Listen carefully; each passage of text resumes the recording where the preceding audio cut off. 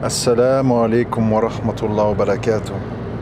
Paix sur ceux qui suivent la guidée, paix et bénédiction sur le prophète sallallahu alayhi wa sallam, sur ses compagnons, ses amis, sa famille, ainsi que sur tous ceux qui le suivront de bonne foi jusqu'au jour du jugement. Je reçois de nombreux messages privés où certains d'entre vous m'exposent leurs soucis. En général, c'est souvent des soucis de couple, en me demandant en quelque sorte des solutions. S'il y a bien un problème très compliqué, c'est celui-là. J'en parle souvent dans les audios, mais bon, j'ai choisi de faire un petit rappel général parce que ça concerne à peu près tout le monde qui est dans ce genre d'histoire. Moi, ce que je peux dire à mon âge, aujourd'hui, voilà, 50 ans, une vie assez mouvementée, etc., c'est que il faut arrêter, en fait, d'avoir ce mythe dans la tête qu'il existe quelque part dans le monde une femme ou un homme qui nous correspond en tout point. Et alors on est là dans une espèce de poursuite d'un mythe basé sur rien d'autre que des suppositions qui nous rendent toujours insatisfaits. La démarche, selon moi, qui est plus constructive, ça consiste à voir avec quelle personne Allah il vous a facilité le mariage, et avec cette personne d'essayer de se focaliser sur ses bons côtés et de fermer les yeux sur les mauvais, ou en tout cas ceux qu'on juge mauvais, qui ne le sont pas spécialement, mais qui nous déplaisent peut-être à nous. Et de bâtir là-dessus, en se disant, bon, moi j'ai mes propres défauts, j'ai mes propres habitudes dérangeantes pour l'autre, elle ou lui me supporte, ben moi aussi je dois la supporter.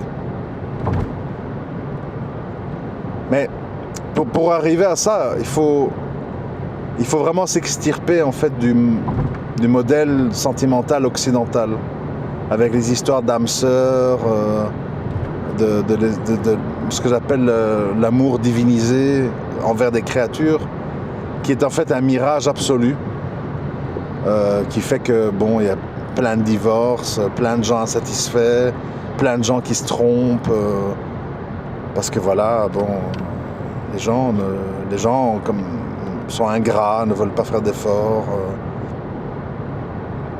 Et voilà, bon, donc c'est pas très étonnant. Mais bon, moi je parle pour les musulmans. Surtout à notre époque, il faut savoir que les gens, ils ont des séquelles de l'enfance. Et des séquelles, pourquoi ? Parce qu'on est faible, très faible.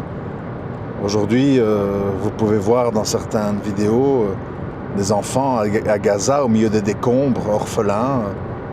Ils rigolent, ils jouent. Donc, si vous voulez, leur âme, elle est déjà formatée sur la souffrance.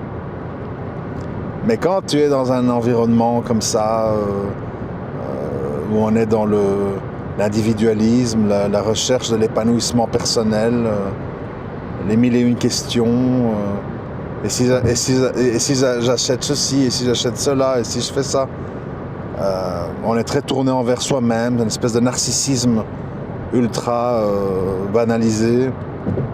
Comme l'avait écrit je ne sais plus qui sur Twitter, tout le monde se sent exceptionnel et donc n'accepte pas d'être avec un homme ou une femme ordinaire parce que tout le monde se pense être exceptionnel. Voilà, les gens ne se disent pas je suis moi-même quelqu'un d'ordinaire, je suis moi-même quelqu'un avec des défauts, je suis moi-même quelqu'un avec des blessures, des séquelles de l'enfance. Peut-être moins que votre mari ou votre femme. Peut-être que vous avez mieux géré que lui ou qu'elle. Mais tout le monde est touché. Alors oui, bien sûr, je ne fais pas l'autruche. Gérer quelqu'un de nerveux, de violent, d'injuste, d'ingrat, c'est pas facile. C'est pas facile. Mais c'est à vous, et rien qu'à vous, et certainement pas à moi de loin à travers un message, c'est à vous et rien qu'à vous qui pouvait dire, est-ce que cette nature un peu sauvage, un peu désagréable, est-ce qu'elle est contrebalancée par d'autres choses qui font que ça vaut la peine d'endurer? Ça, il n'y a que vous qui pouvez le dire. Il n'y a que vous. C'est pour ça que j'ai toujours dit aux gens, quand on dit « Ah, mesquine, mesquina, t'as vu sa femme, t'as vu son mari, oh là là », vous devez savoir une chose, quand on connaît la nature humaine. Un être humain ne reste pas des années et des années avec une personne s'il n'y a pas certains aspects positifs. Ça n'existe pas les trucs tout noirs. Tout noir, vous vous asphyxiez et vous ne tenez pas le coup quelques mois. Vous ne tenez pas le coup. Vous êtes dans un sentiment d'asphyxie. Donc quand il y a un couple qui a 2 ans, 3 ans, 4 ans, 5 ans, 6 ans de mariage, moi je ne bois pas la soupe qui consiste à dire tout est noir, elle vit un enfer avec lui, il vit un enfer avec elle. Non, ça, moi j'y crois pas. Je crois que les gens ont des qualités et des défauts et nous le savons, mais nous avons fait le choix de nous concentrer sur ce qui ne va pas. Et on oublie ce qui va. Ça, c'est la réalité. Parce que moi, le truc où on me dit qu'on supporte des trucs insupportables pendant des années et des années, je crois pas à ça. Donc, voilà, à un moment donné, il ne faut pas se mentir à soi-même. Vous avez épousé cette personne, vous avez passé de nombreuses années avec cette personne pour certaines raisons, qui peut-être sont obscurcies par ses mauvais côtés, par les circonstances, par le manque d'argent, par la maladie, par le fait que certaines choses du passé remontent à la surface, ça c'est autre chose. Mais, je répète, il n'y a que vous qui pouvez vous dire, est-ce que mon mari, ma femme, a des qualités qui méritent que je supporte ses mauvais côtés? Et si ce n'est pas le cas, à mon avis, vous ne tiendrez pas longtemps de toute façon. Donc la réalité s'imposera à vous. Dans la vie, il y a des phénomènes compensatoires et des soupapes de sécurité. Je prends un exemple, comme ça, bête, qui me vient à l'esprit. Vous avez un homme, il est avec une femme où ça se passe bien. Pas beaucoup de disputes. Tout le monde dans la religion, respect, machin. Mais il est complètement insatisfait, ça va pas du tout, il parle sans arrêt de polygamie, de divorce, etc. Mais pourtant, en apparence, ça va plutôt bien. Et puis vous allez voir le même homme, avec une femme, avec des défauts, qui a certains aspects où on se dit, oh là là, nerveuse, elle crie, ou elle est impolie, je sais pas. Et il est bien. Et il est bien, et il est content. Vous allez pas comprendre. Mais lui, il comprend. Et si vous creusez, vous allez vous rendre compte que peut-être la première, ça se passait bien dans la vie commune, mais que par exemple, sexuellement, ça se passait très mal. Pas la même longueur d'onde, pas les mêmes façons, etc. Et que la deuxième, elle est plus difficile à vivre, plus compliquée, mais ça se passe bien à ce niveau-là. Et pour lui, comme c'est important, dans la balance, ça l'aide à supporter cette personne.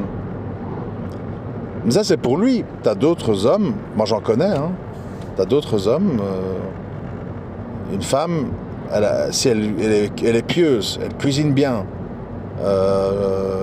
sexuellement ça se passe bien, mais quand elle se fâche, elle crie, elle insulte, il reste pas avec, il patiente pas. J'en connais. Ils me disent, moi si ça crie et ça insulte, je zappe. Ça existe. Et pourtant, voilà. C'est pour ça que dans la vie, il faut pas trop calculer, dire si jamais ça se passe bien sexuellement, si je lui fais des bons petits plats, il va supporter mon mauvais caractère. Ça dépend, t'as des gens, Ça leur est insupportable, quoi que vous fassiez. D'autres, ça passe, ça dépend. T'as des gens, j'exagère pas, parce qu'on croit souvent que j'exagère. J'exagère pas. T'as des gens que, pour des questions d'hygiène, de propreté, personnelle ou dans la vie, ils supportent pas une personne. Alors que tout le reste va bien. La religion, le ceci, le cela. Ils supportent pas le manque d'hygiène, la maison sale, les odeurs corporelles, je sais pas, la toilette qui est pas tirée, ça les rend fous. J'en connais. Dans la vraie vie, je connais des gens comme ça. J'en ai connu, je veux dire. Donc, c'est un mystère, les couples. C'est un mystère. Parce qu'on ne sait pas ce qui est grave pour l'un, qui n'est pas grave pour l'autre. Quel est le défaut qui est supportable ou insupportable? On ne sait pas. Nous, on sait que ce qu'on voit, ce qu'on entend, et alors on se met à la place. Oui, on se met à la place, mais nous ne sommes pas l'autre. Nous avons d'autres, une autre grille de lecture, un autre degré de supportation. Donc, c'est une illusion, en fait, de demander à quelqu'un d'autre ce qu'il pense de votre situation. Ça tient pas debout, en fait. Parce que peut-être pour vous, c'est insupportable. Et peut-être pour moi, c'est pas grave. Et inversement. Donc, dans ce genre d'histoire, et c'est pas pour botter en touche que je dis ça, c'est parce que je le pense sincèrement, dans ce genre d'histoire, je répète pour la 3e fois, il n'y a que vous qui pouvez savoir si ce que vous endurez, ça vaut la peine ou pas. Et qu'on ne me vienne pas toujours avec l'histoire, ouais mais les enfants, ils ont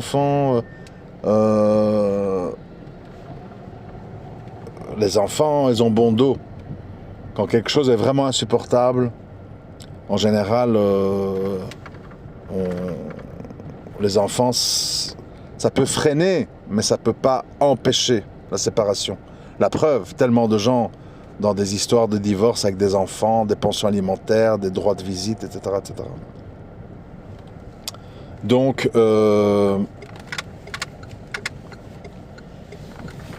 qu'est-ce que je voulais dire? Donc voilà, c'est pas le fait que je veux pas vous répondre, c'est que si je vous réponds, je vais vous répondre de travers. Je vais vous répondre d'après mon prisme à moi, qui n'est pas le même que le vôtre. Je répète, il y a des gens, tu les insultes, mais déjà on le voit entre hommes. T'as des gens, tu les insultes, ils déclenchent une bagarre. T'as d'autres gens, tu les insultes, ils disent bon allez, je m'éloigne, laisse tomber, j'ai affaire à un fou. Voilà, des façons de réagir différentes. Pour tout en fait, pour tout. T'as des hommes aussi, j'en connais aussi, si tout va bien, mais ils mangent des surgelés tous les jours, des croquettes de poisson, et des frites et des trucs, et rien d'autre, ça va leur devenir insupportable. Et la personne ne va pas comprendre. Oh, mais attends, on est tous les deux dans la religion, nos familles s'aiment bien, ça se passe bien sexuellement. Pourquoi il veut me quitter? Parce que pour lui, c'est grave. Pour lui, c'est grave. Voilà. T'as des femmes, elles ont des maris extraordinaires, gentils, pieux, patients, tolérants, aidants et tout, mais elles n'ont pas beaucoup d'argent. Mais pour certaines femmes, c'est insupportable. Elles n'ont pas envie d'aller au magasin, se restreindre, prendre des marques blanches au lieu des marques, de ne pas pouvoir faire ci, faire ça. C'est insupportable. Ben, le type a beau être... C'est pour ça que je dis, quand les gens ils se dévalorisent, je vaux rien, elle m'a quitté, elle m'a trompé, il m'a quitté, il m'a trompé. Non, c'est arrivé dans un contexte bien précis, avec une personne bien précise. Il se peut qu'une autre personne, peut-être même plus riche, ou plus pieuse, ou plus belle, beau, peut-être que ça va se passer mieux. Qui va être plus tolérant. Il n'y a pas de règle là-dedans. Il n'y a pas de règle, c'est pas que la condition sociale ou quoi. C'est au cas par cas. C'est au cas par cas. Et c'est pas toujours pour des questions d'argent. Parfois, c'est des questions d'éducation. Tu as des gens, ils ont été éduqués à pas élever la voix. Depuis petit. dans les familles aristocrates, en Belgique et en France, j'ai pas dit les bourgeois, j'ai dit les aristocrates, ça ne se fait pas. C'est pas dans les mœurs de faire des scandales, de crier, d'étaler sa vie privée, de dire, d'être trop franc, trop transparent. Ça se fait pas. Et depuis petit, les gens, ils apprennent que il faut cacher, il faut se restreindre, il faut pas crier, il faut pas... Voilà. C'est des éducations, c'est des habitudes. Ça veut pas dire pour ça que la personne, elle est bien, elle est pieuse, elle est... Sur cet aspect-là, ça se passe, ils ont été éduqués comme ça. Malgré que peut-être, en privé, c'est des gens pourris qui font des horribles perversions, des menteurs, des traîtres. Mais en tout cas, dans leur vie publique, dans leur vie sociale, ils ont été éduqués comme ça. T'as d'autres gens, depuis petit, ça gueule tout le temps. Les frères et sœurs, le mère, le père, prends ci, prends ça, truc, ta gueule, hein. Depuis petit. Eh ben, ils continuent dans le mariage, ils gueulent. Et c'est pas parce qu'ils gueulent que c'est des mauvaises personnes. Ils gueulent, c'est leur façon. Ils ont été éduqués comme ça. Soit tu l'acceptes, soit tu l'acceptes pas. Si pour toi c'est insupportable, ben ça n'ira pas. Même si la fille, elle est pieuse, elle cuisine bien, sexuellement ça se passe bien. Si tu es heurté par ses cris et les propos qu'elle tient, ça n'ira pas. Parce que peut-être pour toi, c'est quelque chose de grave. C'est quelque chose qui te touche profondément. Combien de fois j'ai déjà vu des gens, leur femme ou quoi leur dit « pauvre type, tu me dégoûtes, je t'aime plus ». Et la personne, elle est traumatisée, elle prend ça au pied de la lettre. Et puis, on parle de divorce, la femme dit « mais non, j'ai dit ça dans la colère, excuse-moi ». Et lui, en fait, il peut pas. Pour lui, ça l'a atteint dans son âme. Il a pris ça comme argent comptant. Puis t'as d'autres gens, ils s'insultent comme des chiffonniers. Et puis le soir, tout va bien, ils rigolent. La vie, c'est plein de choses. C'est les habitudes, c'est l'enfance, c'est le caractère, c'est le niveau social. C'est la culture aussi, c'est la culture. Dans certaines cultures, on ne rit pas de certaines choses. Dans d'autres, oui. Dans certaines cultures, il y a des sujets tabous. Dans d'autres, non. Ah, c'est pour ça que les mariages interculturels, et je dis bien interculturels, pas interraciaux, les mariages interculturels sont des mariages très difficiles, très compliqués, selon moi.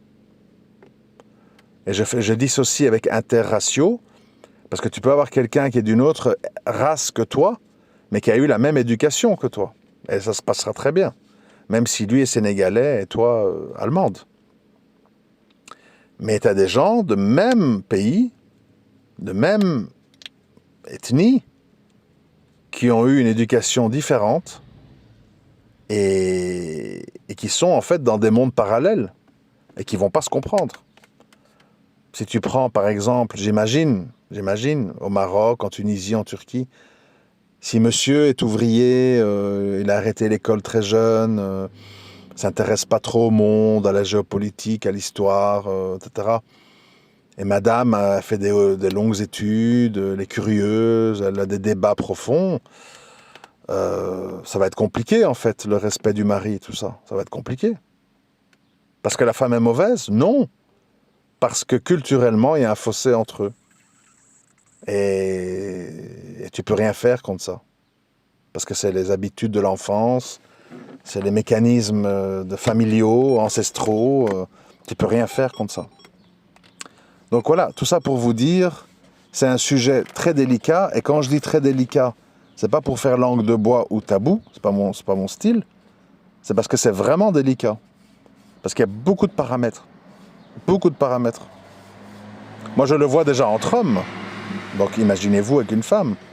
Déjà, entre hommes, je vois certains frères, parfois, qui ont beaucoup de science et tout ça, mais qui ont des comportements qui, moi, me heurtent. Et alors, je me dis, bon, je ne peux pas communiquer avec ces gens-là. C'est pas possible.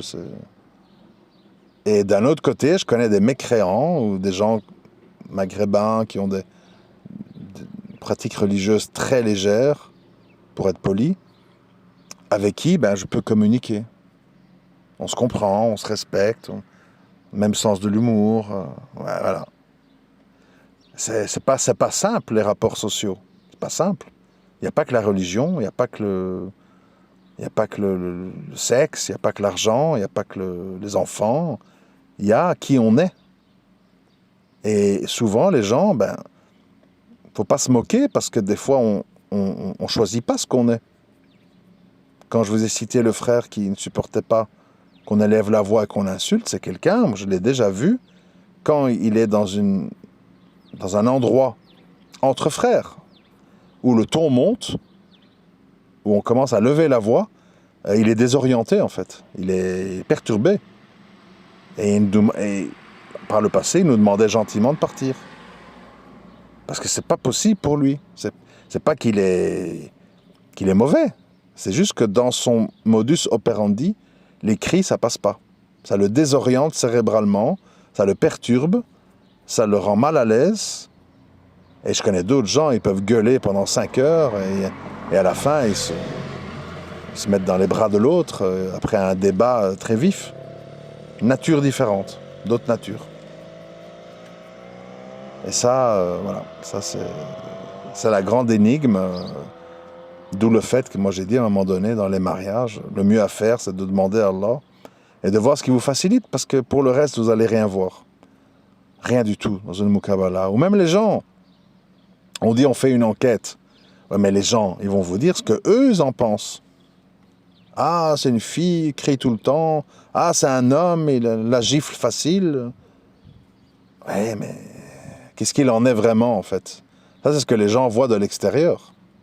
Connaissent pas la face cachée, connaissent pas le pourquoi du comment, savent pas. Donc vous allez avoir des témoignages très tendancieux, pas très équitables ni neutres, parce que tout simplement mal informés. Les gens jugent sur ce qu'ils voient de loin, sur ce qu'ils ont entendu, on m'a dit que, etc., etc.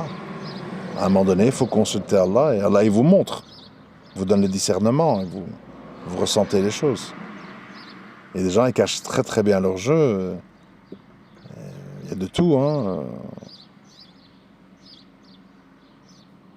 Il faut... C'est une démarche, en fait, qui demande beaucoup d'introspection et de demander à Allah, et où un autre être humain ne peut pas beaucoup vous aider, franchement. Moi, je me rappelle dans ma vie, parfois, quand j'exposais certaines choses que je vivais à des frères de science, j'avais des réponses, personnellement, que je ne trouvais pas intéressantes. Soit des non-réponses, soit des réponses à l'emporte-pièce, comme ça. Ah non, si elle a dit ça, c'est inacceptable. Mais attends, il n'y a pas que ça. Il y a d'autres aspects. Et comme on est dans un monde où il y a peu de gens profonds, vous allez souvent vous retrouver avec des mauvais conseils, en fait. Parce que les gens ne connaissent pas votre situation, ils ne connaissent pas votre nature, sont dans leur propre microcosmos, et ils vont répondre un peu à tort et à travers, en fait. Sans manquer de respect, hein, je dis juste ce que je pense. Je pense vraiment que c'est quelque chose où vous devez consulter Allah et beaucoup analyser la situation sans vous mentir, en mettant tous les aspects dans la balance. Voilà un petit peu ce que j'avais à dire là-dessus. À très bientôt, Inch'Allah. Assalamu alaikum wa rahmatullahi wa barakatuh.